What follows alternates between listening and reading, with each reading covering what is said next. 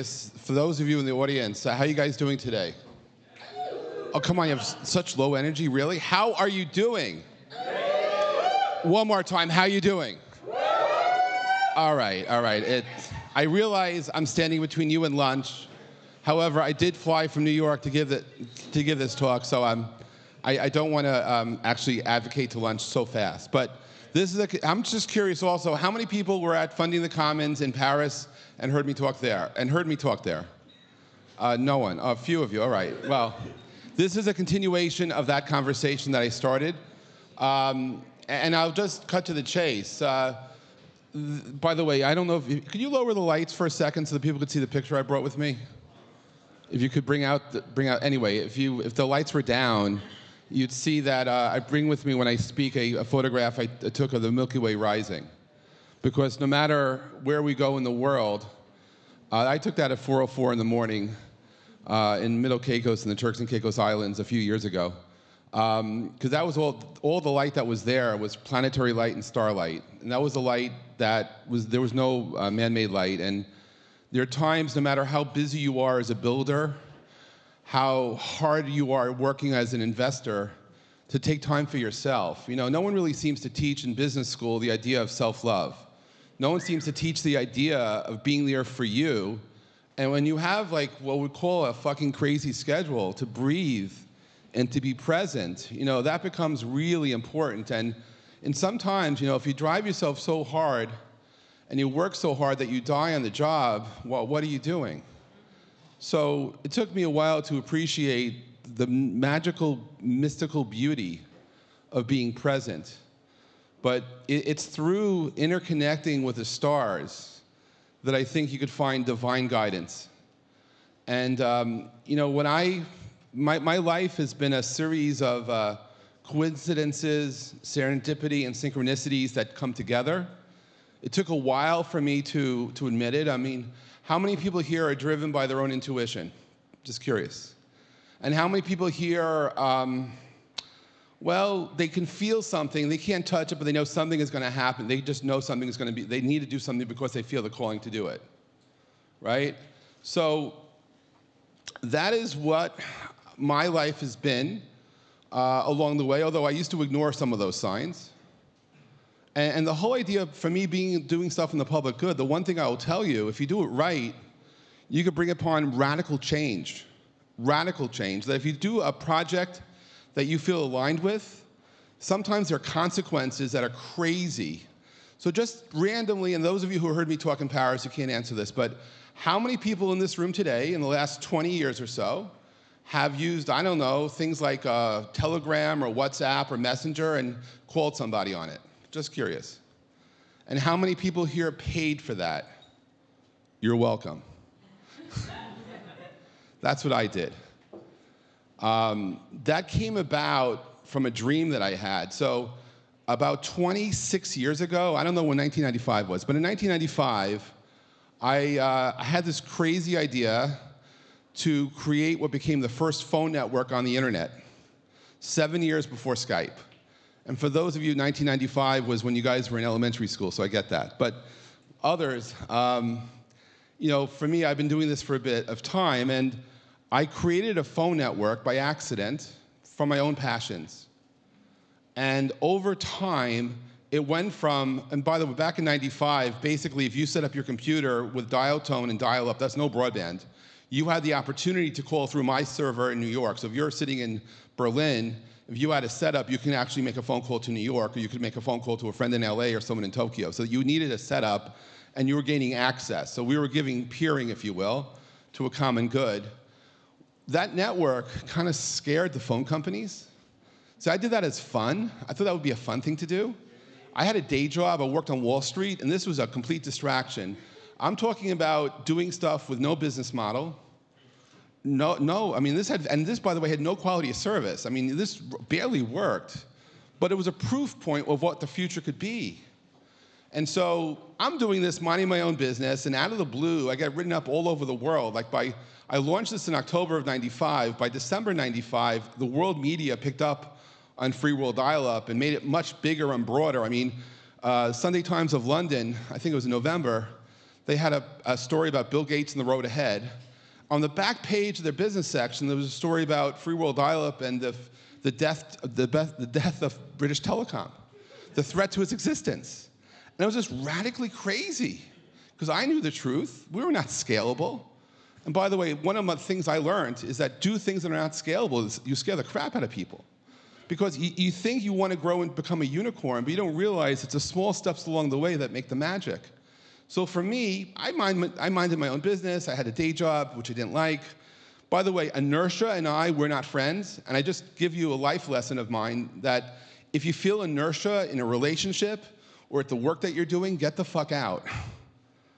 You know, sometimes you have to be fired. Being fired saved my life. I worked on Wall Street, and it was actually getting fired that gave me the opportunity to be here today. It also made sure that I didn't die at 9/11, because I worked at One World Trade Center. But the thing is, doing great things happens by accident sometimes, in my case anyway, because 6 months after I launched this flimsy phone network, although it was the first, 300 phone companies went after me in the United States. They petitioned the US government ridiculously that the sale and use of internet telephony software should be banned in America, and the makers of the software should be regulated as phone companies. Like, what the And I had a mailing list, and all these people were asking me what I was going to do. I had no intentions of doing anything. I worked on Wall Street. I'm not a politician. I'm not a lobbyist. I didn't know what to do. I don't know what you guys would have done, but I didn't do anything. Until 10 days later, when there was enough outcry on this mailing list that I said, okay, I'll create a trade association. And do you know, by accident, it was the first time in the history of lobbying in the United States, at least in telecom, that all these phone companies got scared. Because this trade association called the Voice on the Net Coalition rose out of the ether, literally. And that threat went away. But the thing is, my story continued. And it turned out that the CEO of Cantor Fitzgerald Securities realized that my heart wasn't necessarily in building trading systems, that my heart was talking to people on the internet. So I had sold my business to them in '93. And in '96, I was I said fired. They didn't renew my contract. But I ended up not pursuing another job on Wall Street. I actually ended up hosting a conference, bringing together crazy, creative folks who are curious about the future of communications. And that worked out pretty okay for me, I have to say. But and things just happened by accident. I just ignore. I accept that part. But free world dial-up was a common good. It was there for the common good. It was a project I put out there. I paid for it. And over time, over 7 years, the infrastructure went from making phone calls to not making phone calls, to actually calling devices, to calling actually IP addresses, to the point where we never touched the phone network. And you may think that was crazy 20-something years ago to do that, but today, most of you, when you're calling each other on apps, it doesn't matter what your phone number is, right? You're calling a person, maybe by name or by some anonymous ID. And by the way, you know what's really crazy about all this? Trust is broken. You know, why is it that in 2023, people don't answer the phone anymore? I mean, maybe it's different in Germany, I don't know, but in America, you call my phone, I'm not answering it, because you're either robocalling me or you're scamming me. I'm certainly, unless I really know you, I'm not answering. I don't bet you guys, right? I mean, so think about how crazy it is that we've evolved so much, but we lost trust. And in fact, it's gotten so bad that I proposed a radical change in how we do regulation, that if you want to call me, you should pay me $5. That's before you ring my number. And then at my option, when I pick up the phone, if I talk to you for at least 90 seconds, I get them to $5. And of course, if you're someone I don't want to take the $5 to, I could press a button and send it back to you. But that was an idea to create a barrier, because the one thing that voice over IP did is it normalized it so that it cost nothing to originate a call. Unfortunately, that means that all these other people have come in and really taken away trust, and we're still trying to fix all that. But with me, and by the way, how do you guys do with dreams? Do you ever act on your dreams? Yes, no? Sometimes? Yeah, I see, yes? Yes, well, I mean, but because, you know, sometimes dreams are like one of those things that I'm afraid to tell you. I don't always talk about my dreams, but I testified in Congress about this one dream, which is why I am talking here. Because I woke up in a sweat in January 2003, 20 years ago, that something I was working on was about to be busted. Because you see, free world dial-up, I thought it was a public good when we were getting people to play with it. But when we went to end-to-end IP, that meant that we had about 1 million users. We interconnected with 115 phone networks. We got so big that the ITU, the organization that runs the phone, that basically the regulatory authority for all the phone companies in the world, they gave us our own country code. So if you were in Austria, on Telekom Austria, you could actually dial my device just as a proof of concept. But the thing was, there was something called Wi-Fi, which you guys rely on these days. In most places, I think here, at least it's free, right? I know some places you have to pay for it, but in America, I thought that Wi-Fi should be like electricity. You can go into a lobby of my friend's house or a hotel or something, it should be free. The phone companies, though, they're not your friends. I'm sorry if you have any relatives or you work for a phone company, they're not your friends. They're just not. And they wanted to charge you for Wi-Fi. How dare they, right? So I was really worried that the future of broadband, so I went from the dial-up internet to the broadband internet, and free-wheel dial-up grew as a public good because we actually started connecting people with people, and it was really beautiful to find all these stories of people connecting around the world, because the one thing about communications, right, is that the metadata of being able to tell someone I love you is so strong, particularly in times of stress, or tell someone I got there okay. I got the time. I flew here. Come on, I'm gonna be fine for another 18 hours to go home. 10 more minutes I got. But the point of this is the motivation for me wasn't to make money, which is probably why I'm divorced, but it was to affect positive change, to put something out there that allowed people to experiment, to play. So I have this network, end-to-end IP, and I wake up and I'm sweating. Because I felt like I traveled through time, and I call myself a time traveler. I apologize to my niece, Emily, if you're watching this on demand, because I told your future mother-in-law that I was a time traveler because of this at her engagement party, because I did. Because the thing is, in 2003 in January, I'm sitting there, and I'm sweating because I had thought I traveled from the future back to that moment in time to fix a future wrong. And what I did is I reached out to the attorneys that I used to create this coalition to stop the nonsense in '96. And I asked a simple question. Is it possible to proactively go to the government and ask them for a ruling, a simple ruling, that voice communication that originates on broadband should not be regulated as telecom? And my attorney said, you can do whatever you want. Anyway, we filed. A year later, the law came out. Now, if free-wheel dial-up didn't exist, I would have had no standing to call anyone in Washington and say, hey, I had a dream, you guys are fucked. It wouldn't have worked. But because I had the infrastructure out there, I had standing. And even though we were not regulated, and by the way, there was a lot of noise back then. I don't know if you've heard this expression, if it looked like a duck and quacks like a duck, it's a duck. There are a lot of people who are lobbyists for traditional phone companies that thought that voice over broadband should be regulated as telecom. And I'm saying it's different, it's inherently different. You've never had it before, and people were saying I was crazy.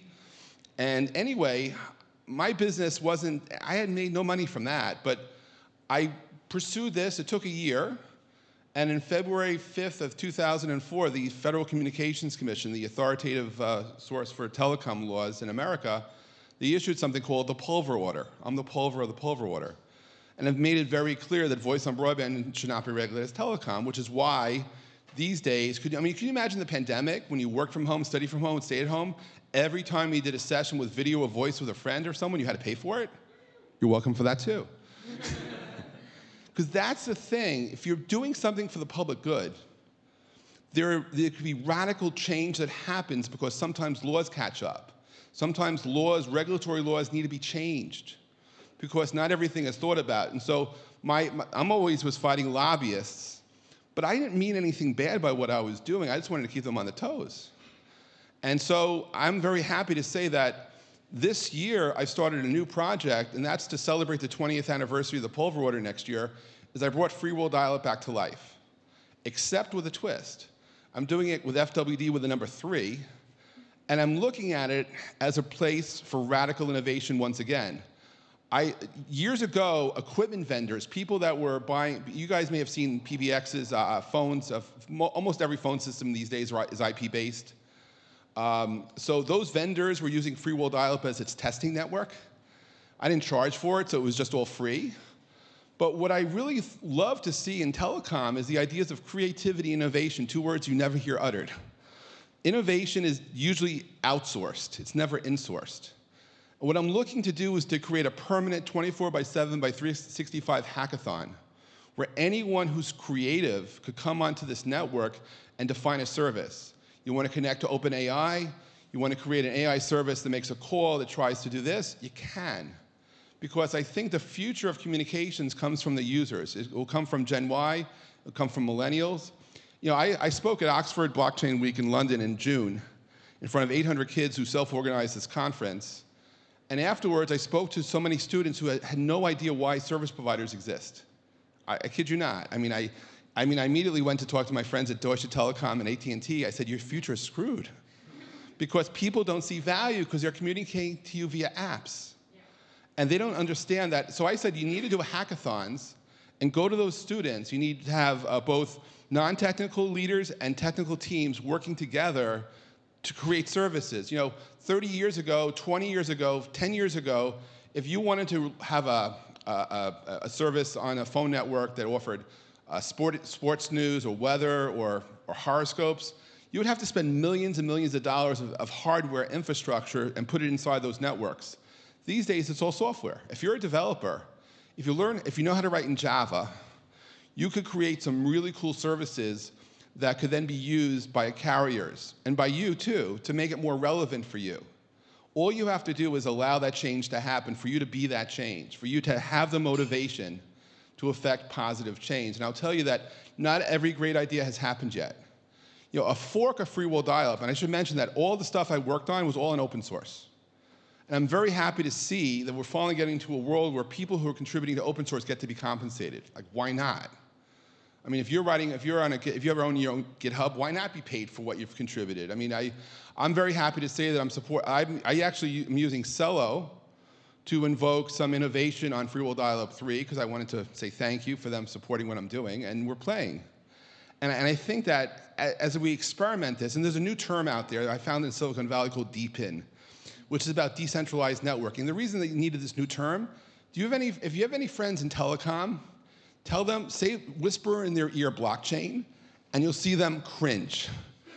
I mean, cringe or disengage from you. You know, the Mobile World Congress, they have the GSMA.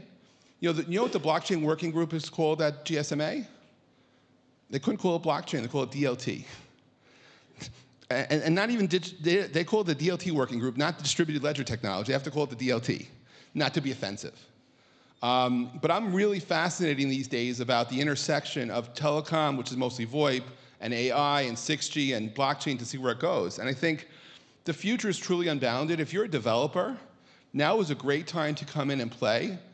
And the thing is, by the way, if no one gets what you're doing, you're on the right track. Innovation doesn't happen when you have consensus. You have to be the disruptor out there to make effective, positive change and have the confidence that you got it right. Maybe stubbornly so, and maybe you'll get it wrong. But putting yourself out there and taking those risks, that's what life for me is all about.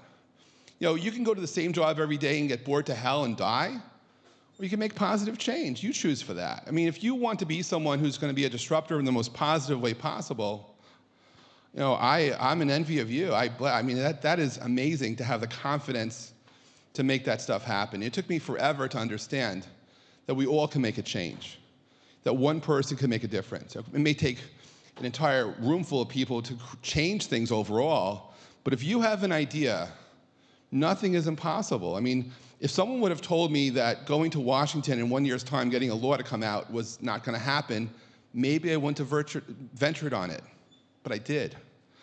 And then a fork of Free Will Dial-Up as a broadband platform ended up becoming a company called Vonage. Vonage, for those of you in the States, may know it as a broadband phone company.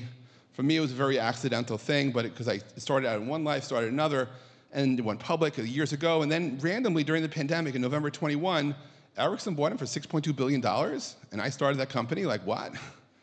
But it all came out of passion. You see, for me, life is about understanding who you are, discovering that at any moment in time, finding what makes you happy, and finding that balance between what you work on, what you do, what your purpose is, and if you're building stuff, build the best stuff. Don't let anyone challenge you and tell you can't do something. If you're feeling that inertia, get the heck out of that relationship, get the hell out of your work, and do what you're meant to do. Because you're here once, you might as well have fun, or if you're here back for a replay, do it better. Anyway, I'm Jeff Pulver. If you want to contact me on Telegram, it's @JeffPulver. If you want to find me on Twitter or that X thing, it's the same @JeffPulver. But I want to thank David for inviting me back. I encourage all of you to be disruptors. I don't care if you're investing in disruption, if you're building disruption, but status quo, been there, done that. Give things to the common good. Give things that will help create radical change, and maybe accidentally, you'll be the future leader that brought forth change that we didn't see coming. Thank you very much.